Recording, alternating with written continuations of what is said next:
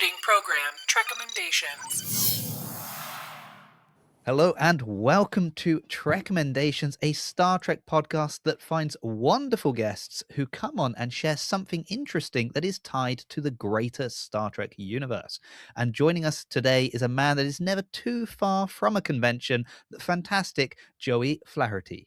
Hi, guys. Thank you so much for having me, Jason. This is so fun. Oh, my gosh. Joey, how are you? I'm good, man. I'm so good. I'm in my office in Santa Monica, California, but I'm about to hit the road. Look at my calendar. Look at this. Look at this. Oh, man, that's a big Oh, my God. This is all cons and conventions, mainly Star Trek things. If I had my way, it would be only Star Trek things, but that's my Comic-Con schedule for the next year. And more things get added every day. But I'm on the road next week to fly to Ireland with the legendary Kate Mulgrew for Dublin Comic-Con to do a little Star Trek appearance in the homeland. Wow, there we go. You just gave me flashbacks to like 2 or 3 days ago where I started seeing everybody's Instagram stories popping up with this, like, your convention plan. And people have got like 4 conventions that they're going to in this year, 2. So far, I've got one next weekend that I'm Where are going you to. Bristol. Okay, cool. So Bristol Comic Con will have the one and only Deanna Troy will be in attendance. So Miss Sirtis. I've spent a lot of time with Miss Sirtis in my day. I flew next to her to the Middle East once upon a time, her and I. Long flight from Los Angeles, California, it turns out. Well, this is going to be about a half-an-hour drive for me to get to. So I'm very happy, and I'm taking the whole family along, and I just knocked something off my desk, but that's absolutely fine. That's how excited I am. But I figured if she's there, there's probably going to be more Star Trek fans there. So it's a good one for me. I've got this concept of trying to basically do this show in like a super condensed 30 to 60 seconds interviews with fans at conventions. Oh yeah. And so I'm like, brother, we got to get some clips out there.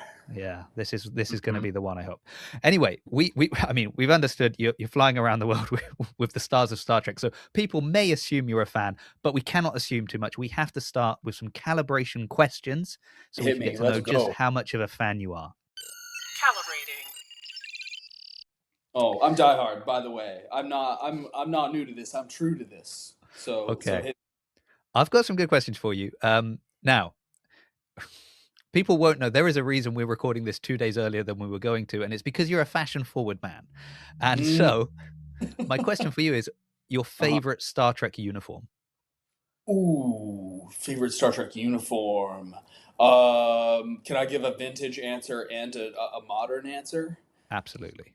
Let's go modern answer first. I thought that Jeff Teravainen, who's a friend of mine, he was in the newest episode, or the newest season of Starfleet Academy, which I guess is season 1, episode 6. They're in that like battle armor when they go over to the like training vessel, which turns out to, spoiler alert, not be so training of them to do. But I thought that like cool like chest plate with like the insignia right in the middle. I'm kind of a sucker for like, the War College / battle armor type of stuff. I thought that was pretty neat. But then I think I'm just going to go back to like vintage TNG, like first couple episodes, or first couple seasons of TNG, just like red, like command red, Riker, Picard, maybe even, this has probably been talked about before, but maybe even like the skirt dress on the male cadet, command, the male officers. But like the TNG stuff, man, I have a photo of me from the 6th grade wearing a Commander Riker outfit to Halloween at school, at like Catholic school in Boston, Massachusetts, and like nobody knew who I was, but I knew. And I was getting in the chair with my leg over, wearing that just like vintage command red with like the top. I think I'm just gonna have to go with like old school TNG first couple seasons. I have a follow-up question. I need to clarify this. So are you saying the uniform that appeared in like season 1 and 2, or the uniform that was going for the rest? So are you with like the collar, the high collar, or the no collar and the kind of banding of color? High collar. Okay. High collar, for sure. Just checking. Not the ones that like break your back because they are so tight. No. Okay. Can I give one more quick answer? Yeah, I One can't stop more. you. I loved when they were in like the old school nautical, like when Worf was getting his promotion and they were on the bridge of like the Yeah. Enterprise, but it was like the tall ship Enterprise, and you see Picard and Riker in like the cool, like vintagey naval, like old British naval, like master and commander style Yeah. uniforms. Give me a whole season of that. Give me a Yeah. season on the Enterprise, but it's a tall ship back in the day. I'll take that. Yeah. I mean, that, I think if you're looking at uniform upgrades, upgrading from the dress uniform that they had in TNG that was Mhm. horrendous to that's a great upgrade. That is perfect. You've also mentioned the War College, Mhm. and I think it was maybe episode 4 when I finally noticed like the kind of camo detailing made up of deltas within Oh, right. their uniforms, and like I get it's Starfleet Academy. Well done, guys. You're the it's your name on the show. The Mhm. War College uniforms are so much better. Super They cool. I mean, I'm are like so a sucker for like the black, like the Section 31 uniforms, like the black uniforms with like the black logo and stuff. Mhm. Super cool. But isn't there in the Kelvin timeline? Isn't the uniforms like tiny little deltas, like Yeah. on like the yellow? I know this only because I have another Halloween costume of Kirk's uniform from the Abrams universe, and it's all like tiny little gold deltas, Yeah. like all Also, over. the Strange New World's just like the shoulders and a bit of the sleeve, right? Like of the same I have Delta to insignia as Worlds well. too, man. I love the Strange New Worlds uniforms. I love the Strange New Worlds like aesthetic though. Like that's my I think I should have arriving maybe tomorrow. Strange New Worlds, like a command gold top for me, red ooh. for my wife. That is what we are wearing to the convention. So Ooh, you guys have to send me photos of that. That's gonna be so cool. Yeah. absolutely. Sorry, I'm looking right now. Babs in that blue, the Doctor from Strange New World looks Yeah, so good. I Oh love him. man, He's a I great, love he's a Babs. great addition. Wonderful Yeah, addition to the Babs Star Trek Olusanmakan universe. is one of the best actors and coolest guys that I've had the pleasure of working with. Please, if you guys have a chance to meet him anywhere, it is totally worth it. Okay, I will be looking at your calendar to Yeah. work out where conventions are. That's wonderful. Right, that opened up a lot more than I thought it would. So that's been a great first question. Next question for you is, because I heard you talking about ship design when you were Mm, on Trek Culture, so I need your top 3 starships. top three sovereign class. I'm an Enterprise E guy. Yep. I know there's gonna be There are comments. people that don't like that. There are I people that are know like, there that are. was yeah. The They Enterprise E stripped out the really does it carpet. for We me. hated it. I don't know, man. The Enterprise E really does it for me. She's just like romantic, and like in the like flyover scenes in the movies, like in First Contact and Insurrection, and then like there's just so many like gorgeous flyover scenes of the Enterprise E. Um, what else? Defiant, just because like she's small and tough and I'm a big Cisco head. I'm a big Worf guy. Like in talk about First Contact in that scene where the Enterprise E comes in and kind of like cuts the Defiant off as she's like approach like ramming speed. Fun fact: Adam Scott at the helm of the Defiant in that scene from Parks and Rec. That's the best celebrity cameo ever. Can we confirm that? Am I crazy? But I Oh, think that's Adam Scott from Parks and Rec who was at the helm of the Defiant in that scene in First Contact, I which am I going to think go back and check.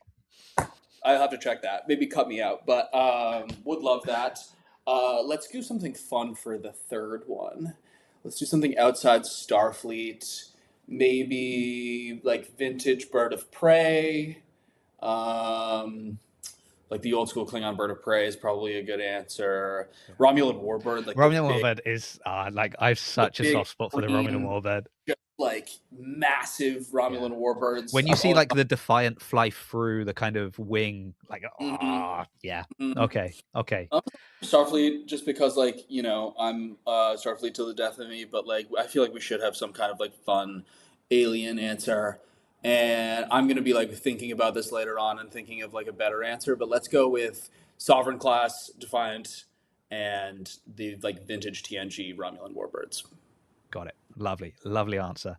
Fun. Right. Final calibration question. And this one I've tailored a little bit to you. You have already mentioned, that you brush shoulders very frequently with many of the the well-known Star Trek actors, and that's wonderful. But my question for you is, if we could bend space and time, who is the actor you would most like to meet within all of Star Trek? I mean, it's gonna be like it's not like a unique. It's Patrick Stewart. Like he's my guy forever Yeah. and ever, ever and ever. I met him one time, and it was at Star Trek Day, which is like a press event that I was lucky enough to get to go to because Kate was doing Prodigy at the time. But I like stood behind Sir Patrick, and he doesn't really pop out as much as everybody else does for shows. Like he came out to Vegas to do the announcement for Picard season 1. And then he was at that Star Trek Day event. But Patrick Stewart is my end all be all. He's my favorite actor of all time. I love older British men. That's just like the way I love, I love Ewan McGregor and Patrick Stewart and like those type of good dudes. But Ewan is not the same age as Patrick Stewart. But I was just going to say, what a swipe at Ewan McGregor. Poor guy. Older. Well, I mean, iconic. But Yeah. it's Patrick Stewart. I would love to just like, sit him He's down, the pick man. his brain. I grew up on TNG. Yeah. My mom put on TNG. I was a single mother, only child, so like mom was making dinner. She put on TNG to like keep me occupied while like she was cooking. That's how and like luckily I've been able to like turn it into like kind of a career. But TNG is my end all be all. I didn't really get hip to Deep Space Nine and Voyager until I was older. But Yeah. I was obsessed with Picard and Riker and those guys for a million years. And this will probably upset some people, and maybe people but That's I do think like when you hear Robert Picardo do that portion of the drumhead speech, it just like, and then you think of how Patrick Stewart delivers it. It's not a fair comparison, but it just like Bob's great, but come on, Patrick Stewart, and it's just he just elevates it to another level. So that's I mean, I've always wanted, and another guy that like doesn't pop out very often is Avery Brooks. Really doesn't pop out ever. No. I left him a voicemail on his office line. I believe he's a professor at Rutgers now. I left him a voicemail on his office line once upon a time. This was maybe like 6 years ago, being like, "Hey man, don't know if you're interested." Like, obviously he'd be able to make this happen without my help. But I was like, "Hey, if you ever want to like, pop out and do Vegas or something, like give me a call." Obviously no call back, but Avery would be, imagine if we got like an Avery Brooks Deep Space Nine like surprise appearance somewhere. That would be incredible. I mean, people lost their mind when there was just an audio clip from him that was taken from with his permission, but taken from something else. So it wasn't exactly like he'd rocked up and recorded this for the show. But can you imagine? And like people couldn't believe that. So if he absolutely appeared, lost my mind when I heard that, and I mean this sincerely, and I'm not just saying this for the pod. When they had his little clip and they started playing the Deep Space Nine and like intro music at the end of that episode, I was like, "This is it. This is all that I asked for. I am happy with Starfleet Academy. I was happy with it before, but like this is the homage that I really wanted." I thought it was funny that they kept using like blurred out photos of his face everywhere, like in the museum and stuff. It was just like the outline of him, which I guess is very like he's a prophet. Yeah. It's a good okay. workaround. I mean, I'll be honest that it wouldn't have made sense. I am not without taking swipes at the writing at times of Starfleet Academy. People know that. It's a good workaround. It is a clever workaround of being like, well, we can't really show his likeness, even though, and again, people say, well, surely Starfleet would have records, blah blah blah. Yeah, but there's been the burn. Okay, this is one of the times when I'll allow the burn to be a good reason why you don't have those records. Yeah, and that is a clever workaround to be like, he's a religious figure. We can't portray his face. Fair enough. Yeah, that's fine. Yeah, a little bit of mystery is totally cool with somebody like Sisko, which I thought was great. And I love the use of his son in that episode as well. That was great. Shout out to him. I've had the pleasure of meeting him a couple times at shows, and he's great. Yeah, and he nailed his acting chops were, he nailed it. That was good. I have my problems with that episode, mostly with stuff being written on the screen and the kind of, the childlikeness that The was portrayed at times. silly goosery of it all. Yeah, Yes. and that's really not me. Sure.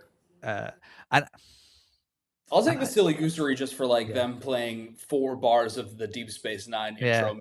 But like Yeah. this was it. I think that was my issue. Was like it was such a it was like so quick cuts between. Oh, wow, this is a really deep emotional like bit, like Sure. emotional within the story and emotional for fans. And this is really silly. And like you're just cutting between the two, and it's a bit. I was getting like whiplash from just. Oh, I don't know how to feel about this. Yeah. My wife did turn to me during the episode. She said, "You are not enjoying this." I was like, well, Hey, that's okay. it's fine. We, It's we fine. have other things. Yeah. Exactly. But I'm watching it, and I'm not, shouting at people. I'm calm, cool, and collected as always. Right, Joey. We need to move on to your recommendation. We need to go to Red Alert. Let's go. Red alert. You can see the clock, correct? Yeah. Good. Because in 60 seconds or less, can you please tell us what is your recommendation and why you've brought it to the show? Yes, I can. Certainly. Count me down. My recommendation is I have the pleasure of working with Star Trek Cast in the Comic-Con universe, bringing Star Trek Cast to meet fans. We sell autographs and photos and all of these things. And one of my amazing clients, one of my very close friends, her name is Jess Bush. She plays the wonderful nurse on the Enterprise in Star Trek Strange New Worlds. She has a gorgeous line of jewelry where she captures insects, dead insects, obviously, inside resin. And they're like these gorgeous pieces. It's called Relic by oneJessa, which is her Instagram handle, RELIC, Relic. Kate Mulgrew has purchased pieces. I believe Bob McCarto has purchased pieces. But Jess really goes above and beyond. And makes the most gorgeous art, both jewelry and visual art, and I recommend it. That's my recommendation. Bang, bang, dead on. Even with the count me down that cut into some of your seconds, you still managed to get it in. Okay, Is that okay? I hope that was okay. That was fantastic, and Okay. we can remove that clock from the screen now. We don't need that. You've nailed it. Did it. Like this is interesting. I mean, this is why I started this show. I think is for these kind of things, because as much as I love recommendations for books, podcasts, things like that, I'm much more likely to stumble upon them myself as well. And it's more just clarifying, is this a good one or is this not? I have never heard of this. No, it's cool, man. It's cool. And do you know the funny thing is that of all the characters that I could see doing this, I think it's Nurse Chapel. She seems like the type that would do it. So it's so interesting that Jess is the one to do this. Yeah, totally. I mean, it's like science adjacent. It's like explorer adjacent. Yeah. It's like sharing a piece of science with like members of the community. I don't know. Jess is such an interesting person. She's Australia based. She has been, she's had like a long, interesting career. I love her to death. It's very Jess of her to like specifically like with bugs. Like she'll post on Instagram and be like, "Does anyone have any bugs?" And I'm like, "Jess, you're the best." But it all ties back into us doing our little Comic-Con appearances here and there, spreading the good word of Trek. I have Jess booked in Melbourne, Australia later on this year in April, I believe. So if you want to meet Jess, she'll also be in Las Vegas or in Melbourne, and I highly recommend it. And definitely ask her about Relic. Yeah, well, I want to meet Jess, but you've gone with Melbourne, which is really far away, and then you've closed it by saying Las Vegas, which is also very far away from me. And we're gonna have to get you to Vegas, man. That's well, let's party here. I'm pretty sure I've heard it's more than a 30-minute drive, so it could be a stretch. It's a 30-minute flight for me, which is nice, but that is convenient. Yeah. How did you? I'm curious because obviously you've worked with Jess for quite a while. How early into like knowing Jess did this come up? Well, she was just selling it at Vegas. Like they allow her to sell in her booth. And I was with Kate Mulgrew, name drop, and she is obviously curious and is a supporter and loves everything. Kate is very interested in things. She loves asking like very forward questions. She loves like seeing how people tick and how they are. And she actually purchased a couple of pieces from Jess in Vegas of her jewelry, which I thought was a lot of fun, just because like, you know, I think she posted about it or something along those lines, and I just love to see like not only my clients intermingling and helping each other out, but like Yeah. people from different shows. Kate can be a little bit like, you know, I have to like kind of teach her about the newer stuff sometimes. So like when she, you know, she met Jess, and we traveled around Australia and New Zealand together. We did the Australia New Zealand tour. Jess and Kate and I and Melissa Navia and a few other folks. Shout out to Melissa, by the way, she's the best. But it was just us kind of being in this van doing Comic-Con appearances over the course of a month in Australia and New Zealand. That kind of bonded us all together, and I believe at the end of that, now they're good buds and they support each other in what they do artistically, and you know, it's beautiful to see. I think if you're a fan, and you are going to be in Melbourne or you're going to be in Las Vegas, like this is a great thing to know, because it's akin to like if you meet Patrick Stewart and you go in with, oh, I'm a massive fan of Jean-Luc Picard. It's kind of like, oh man, you're closing the door too early there. Like as much as he, you know, that's a big part of his life. But I think if you go in and you reference a niche stage play he was in that he's particularly passionate about, Sure. you're gonna have a much like nicer interaction, and then kind of at the end you can tie up with, oh, and by the way, obviously, you know the reason I found your stage show is because I'm such a huge Star Trek fan, and Of so I've been course. following your career. Similar with like Jess, you know, I might be like, oh, I didn't know who you were because it was only through Star Trek that I discovered you, but then I found like this incredible jewelry that you do, and that's really interesting, and you know, and you can, and actually, I think if you're a fan of Star Trek, it probably is something that does appeal to you as well, because it's, as you said before, like it's sciencey, it's intricate, Mhm. it's kind of, it's, you know, it's not xenobiology, but it's as close as you're going to get. So it's sort of right Totally. there. Yeah. But I can imagine that she would. I have, you know, I know people have told me about their interactions with her, so I believe she is a very friendly person. She is. She's But the I best. do Yeah, think if, like you said that about yeah, like when I'm with Kate the most, obviously, like we've been talking about Jess a lot, but I'm with Miss Mulgrew the most, and she, you know, for the amount of people that tell her that they love Voyager and Orange is the New Black and things like that, if you get, you know, if someone comes up and they mention something about her time on stage or her son's paintings or something along those lines, it is these are just people. Like yeah, they're just people. Like Kate is just like my wonderful like auntie type person, and they are so much deeper than their characters on Trek. And you know, Trek is the most celebrated thing that we get to do, and it's magnificent. And of course, it's given so many opportunities to so many people and interests for people like us to come on shows and talk about things. But yeah, I totally recommend like looking deeper into like the like the IMDb list of yeah. credits, watching things from the past, and learning about who these people are in their day to day.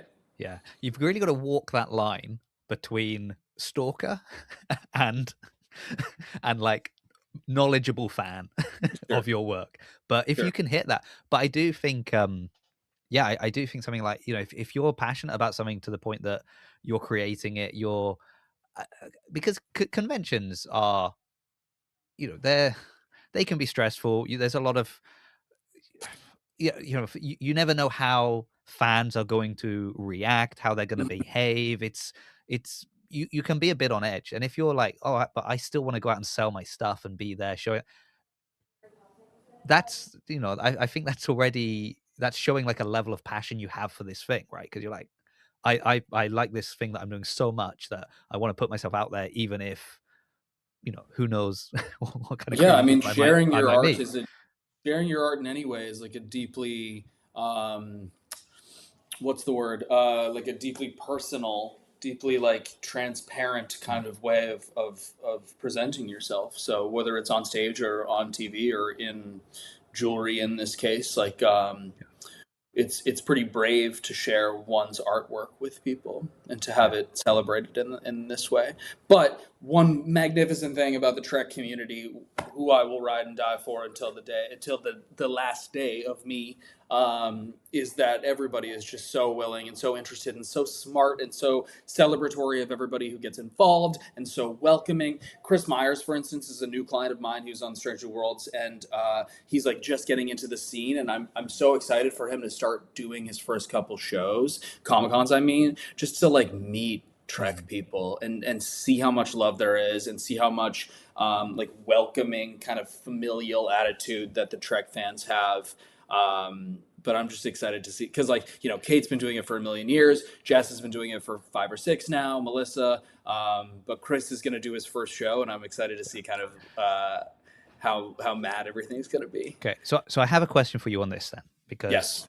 because it's interesting that you've got people that are from, you know, they're from the Star Trek world, but they're from 2 very different worlds of Star Trek, right?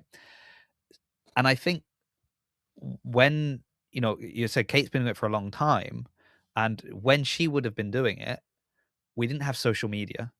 You weren't getting instant, like, this is what I think of this episode, this is what I think of this show, this is what I, you know, my opinion about them having a female captain, my this or that. Like, you would hear that in articles or in a newspaper, but everything was much slower, right, to come through. And then when you go to a convention, you're actually like, oh no, there are people here that do like what I'm doing, and they love it, and they're happy to see me. Wonderful. But now you've got, you know, people like Jess that are going to be on a show that people are angry about, or, you know, online, I should specify. So very quick to kind of tear down, scream and shout, be abusive, say things online that they would never say in person. And then you go to a convention and it's like, oh, actually, that's not what the majority of people are like. Most people are, you know, very sociable, friendly, kind, gentle people that appreciate what we're doing. Have you had to manage people in a different way? Like when they're first, you know, if you're someone who's only seen like the online stuff, and now you're saying, no, come to a convention. And they're like, well, I don't know, because online I'm getting a lot of hate from people. And, you know, is it different trying to kind of help them navigate conventions for the first time, or convince them that, no, you're going to like this. This is going to be good? Yes, not in Star Trek specifically, but I have had it happen outside of Star Trek. Right.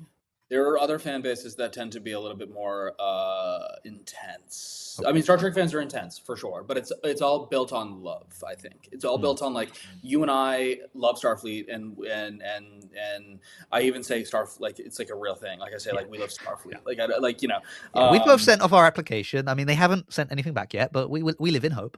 We're ready. I'm gonna go to the academy. But yeah, I've had it happen outside of that realm where, like, there's negative feedback online. But I find that conventions are just love fests, man. It's like, it's such a safe space for people to be themselves and find friends and meet up with their friends that they may only interact with through, like, Facebook groups or things along those lines. I don't really have anybody. Nobody's buying a ticket and traveling to Vegas to then be, like, hateful of some. You know, it tends to be, like, pretty celebratory and welcoming and familial. Again, I'll use that word just because, like, I feel like it makes sense in this community. But to answer your question, yes, I have had like some people have cold feet because of, like, feedback that they've received online, and not wanting to, like, face it in real life. But I think that, like, generally on site at events, I cannot stress enough that they are, like, complete love fests. You know, Vegas, for instance, like, I've had Chris, we'll circle back to Chris really fast. Like, he's somebody that'll go to Vegas, and everybody there is going to be like, welcome to the party, welcome to the family. Like, can we do anything for you? Like, it's going to be such a wonderful experience. And I recommend it for everybody, both on, like, the talent side and on the fan side, just because if they've never been to a Las Vegas, or even, like, your local con down at, like, the, you know, the high school gym or whatever, like, you will make friends. You will have a good time. You will leave there with more connections and feeling more aligned with other people that have similar interests to you than if you had not gone. And I think that's beautiful. Yeah, it's interesting because I've had a couple of guests come on and recommend. I think actually Star Trek Las Vegas was a Trekommendation, and Dragon Con was a Trekommendation, and people have come on from their point of view. So one was just the point of view of like a fan going to conventions for the first time. One was fans that go to conventions and then now manage to host panels at conventions, and like why it was so in the community. And now it's interesting to like kind of almost complete the circuit and be like, and this is the viewpoint of the talent, the guests, those that you're there to see. And it must be because as you said, like if you're going to invest time, energy, money, like I got to buy a ticket, I've got to travel there, I've got to pay for my accommodation, like you must love this thing to go and do that. And I can't believe people love to hate it enough to do that. It's so easy online to just, open your phone, see a post from someone you don't like and just, start.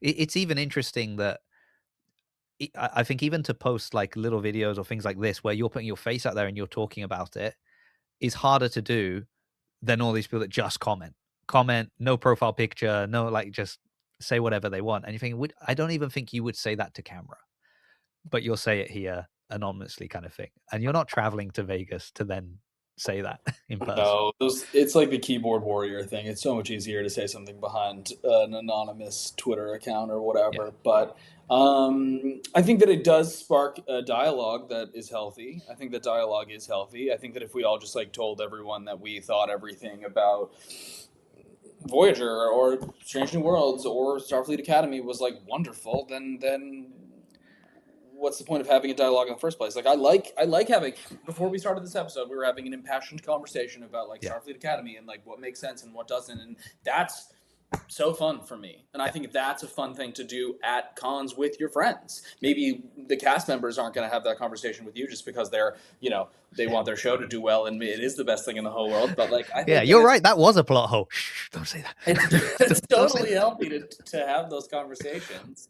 So my reasoning on it is this, right? And because I have people say this to me all the time on the videos I post up, like, "Oh, you're overthinking it. Oh, why do you care? Switch your break. Just what?" To me, my opinion is right. Like so new episode comes out on Thursday, right? I get to watch that. What is it? 50 minutes, maybe 45 minutes, 50 minutes. So for you get 50 minutes of enjoyment. Like that's it.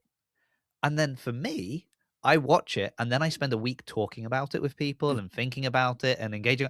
So I actually enjoy those discussions. Like I don't always enjoy the comments I get, but I enjoy the discourse around the episode and speculating and thinking about. And it's like, oh well, if you needed to know, then they would have told you. And you're like, yeah, I get that, but I'm allowed to make some what ifs in my brain and think, well, maybe it could be this, maybe it could be that. Like that's part of the fun.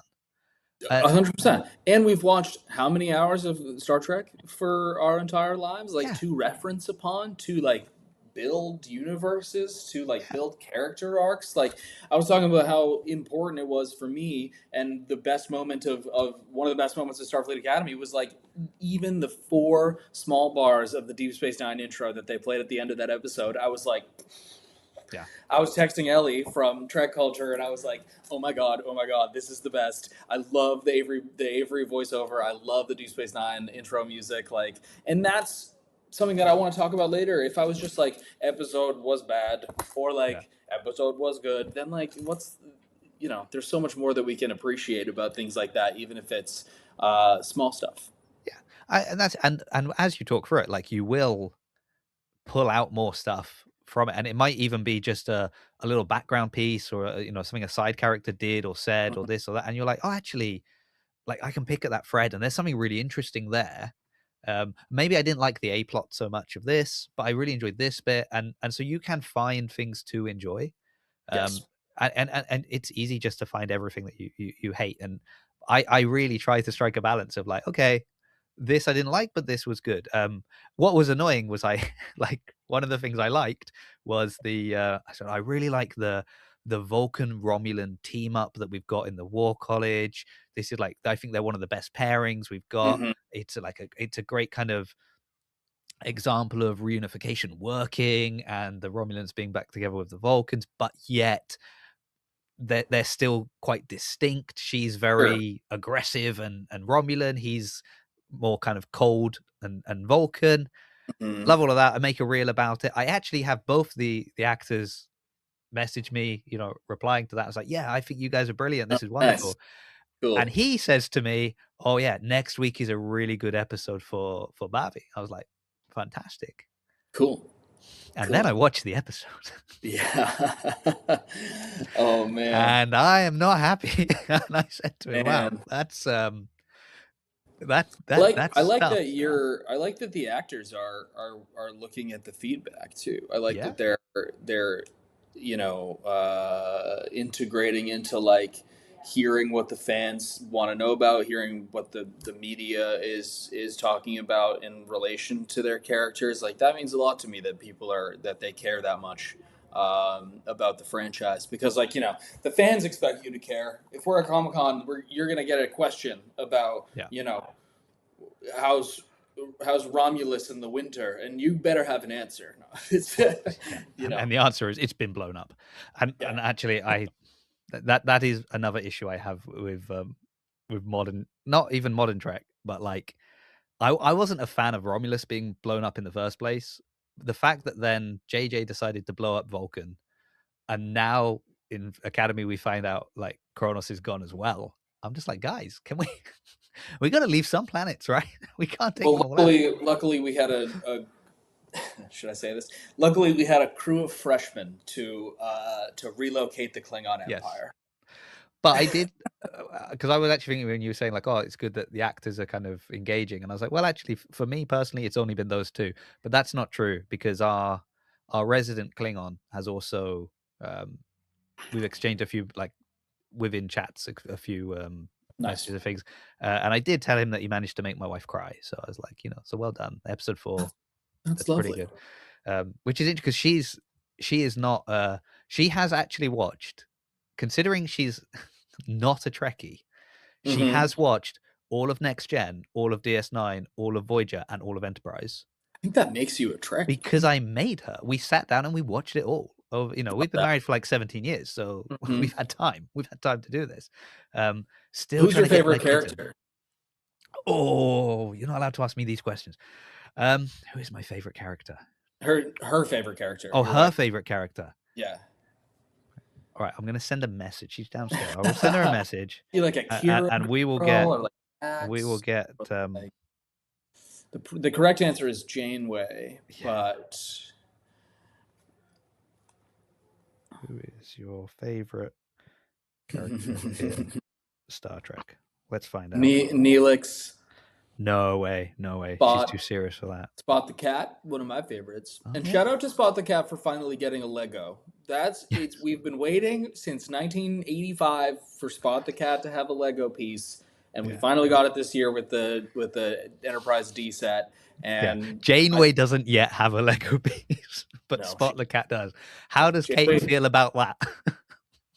Well, I'm actually kind of the one that like shows Kate when there's like a new thing that comes out. Like this year we got the Hallmark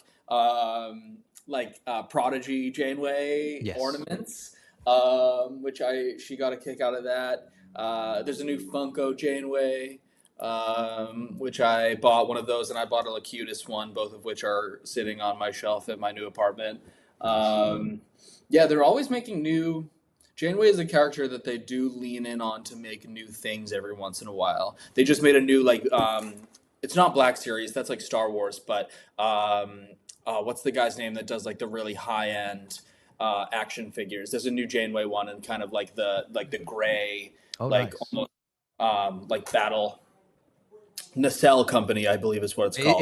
I was going to say, is it Nacelle? Yeah. Yeah, okay. Nacelle has a new Janeway action figure, but I love that they keep she is a character that they lean on for new like fun toys and things, and keep it coming. I love it.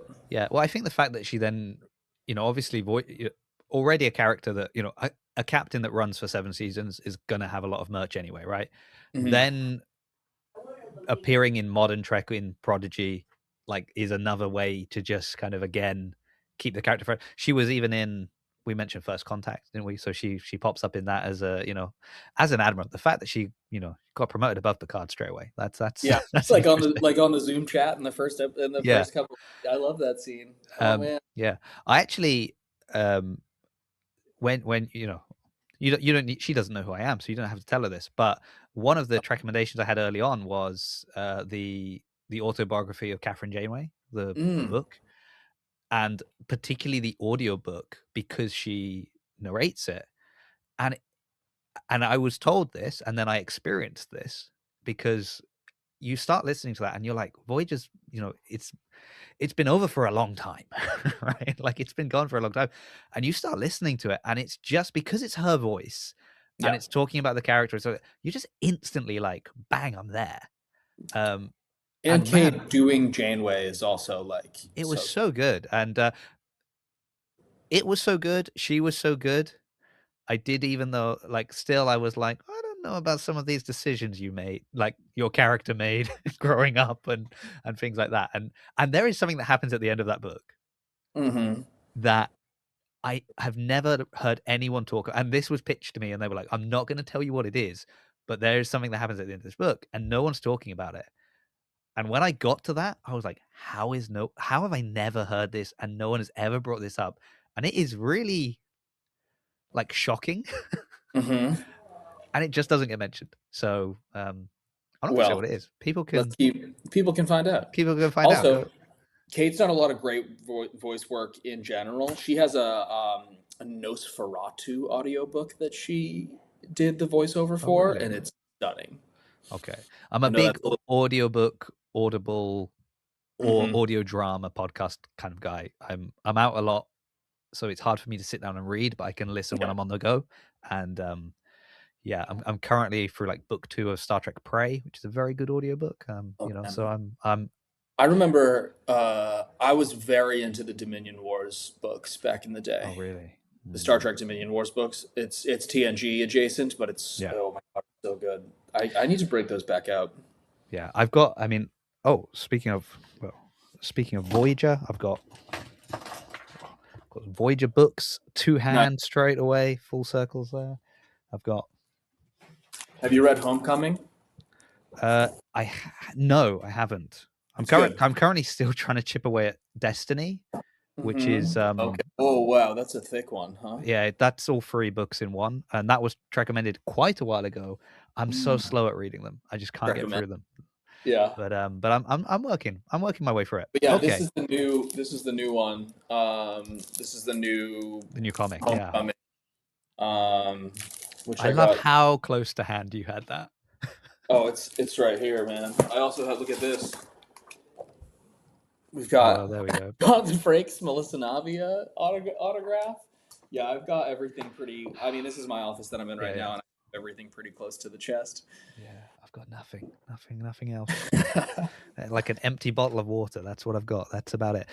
That's right. Okay, so I've got a big question for you about Jess's jewelry. Oh, okay. Do you own any? I do not. Joey was the first. I mean, I don't know if I'm like necessarily the target market for like bug jewelry, but I would 1,000% represent. I mean, well, I mean, you might have bought it as a gift for someone. You know, I could have done. I mean, that's a good idea. I'll do that next time I see her. I actually don't know if she's like got pieces in production right now. I didn't talk to her about this recommendation before. But I am going to call her later and be like, surprise. Yeah. By the way, if people start asking you about bugs, this is why. Yeah. Why, for sure. Okay. No. Yeah, I get. So I mean, that is a good thing. It is a good thing, but it's also that contrast, isn't it? That we live in like the world of Amazon, where people are just like, I'm going to order this thing and it's going to turn up at my house tomorrow, and and then you're like trying to explain to someone about kind of artisanal, handcrafted, personally made things, and you're like, that takes time, right? And they don't just appear next day, and so yeah, people maybe not having stock because they've made a limited batch and they've sold them, and now they're going to make more, and especially if you need bugs. Oh, there's lots of bugs around. I think it's more, I mean, that says in itself why we need to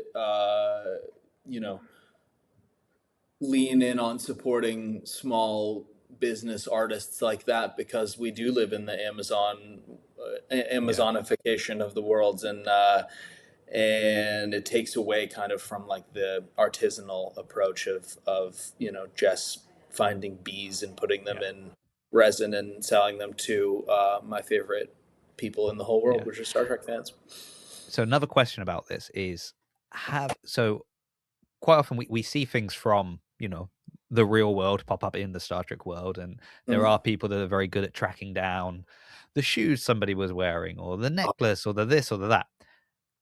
Has anything that Jess has made found its way onto any show? I don't know. That's a good question. I'm not sure. I don't know if the costume department would be so cool with like bringing on. I don't know. That's a good question. I Though. don't It know. would You be beam down to a certain planet, and you're like, oh, look, this culture. They made jewelry out of their I about of their Earth out of bugs from the from yeah. 2026. No, that Oh, would be really cool though if they like. they can beamed just down. call we had like SETI eels. They can just call them like SETI bugs. They Mhm. can just Star Trek name then the bug, and it's fine. Like, That oh would be look, it that looks design just and like stuff for Strange New Worlds is so good. Just to like pivot really fast, like I really love everything that they did, artistically on Strange New Worlds. That team goes above and beyond in making sure that like costume design and all of those things are on point for that show. I'm so glad that we get more Strange New Worlds. that. I'm very terrible at like episode names and things like that, because I watch everything, but I just sort of consume. Yeah, And I don't know the name. I don't analyze it. So there was the episode in the latest season where they go down to the planet, and they're all dressed in like native garments because they're trying to infiltrate, and they don't know yet that it's somebody they know who's actually kind of now the big bad. But when you see them walk out and they're all rocking like this kind of native So cool. elegance of dress, oh man, that really did look good. And then Lan just I used to I love think in, lays like out the two people, and you're like, very great. I used to love in like the TNG days where like they would go down to a planet or they would be in the uh um words escaping me. What's it I was called when gonna you say go the into holodeck. like the holodeck, the holosuite? And then they would like go back to the bridge and they'd still be wearing the same. Like I referenced like the old school like naval uniforms for the Wharf promotion from what was that? Was it Insurrection or was that I think it was Generations? Generations. Generations. And then they get like a red alert on the bridge, and then Picard goes to the bridge, and he's still wearing the like naval officer uniform. I think that's fun. And he goes like on screen, and he's still wearing. He like takes off like the big hat, and he's still got like the shoulders on and stuff. I think that's fun. That's something where I feel like that's something we're losing with this kind of how fast paced everything has to be now. But it's those little things that make it just feel like a lived in universe.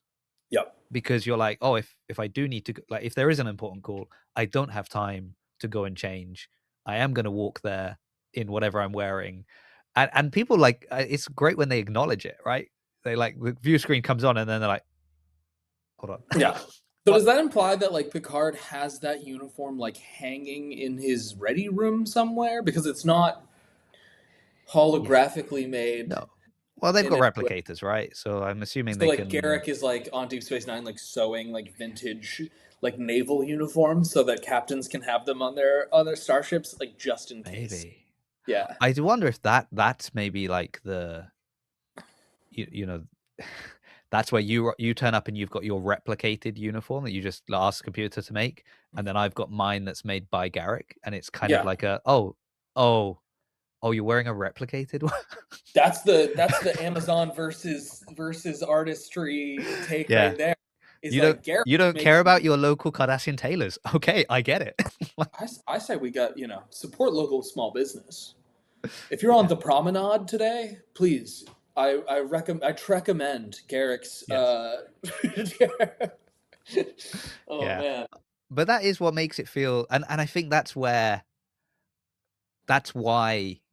taking it all full circle back to like modern Trek, and why sometimes we do get a bit kind of, but what, why this, why that? It's because the universe feels so real, like that we've grown up with it, and it feels so real, and so you do think like, and my I hear people all the time just go, it's after the burn, it's 1,000 years in the future. But I think if I was transported 1,000 years in the future and I was walking around cities that I knew and they're very different, I would be asking questions. I'd be like, well, why, where did this building go? What's this? Like, how come there's a river here now? There didn't used to be a river. And I would expect answers, not just, hey, it's been 1,000 years. I'm like, yeah, I know. That's why I'm asking. So anyway, that's a side tangent. We have one last part of the show we've got to do before we wrap things up, Joey. So if you don't mind, we've got some incoming transmissions. Incoming transmission. All right.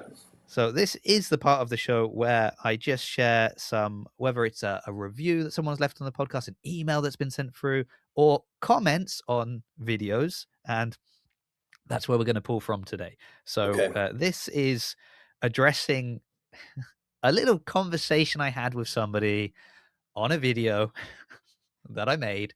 And I just thought I would share it with people because I think I'm right. But I'd love some justification.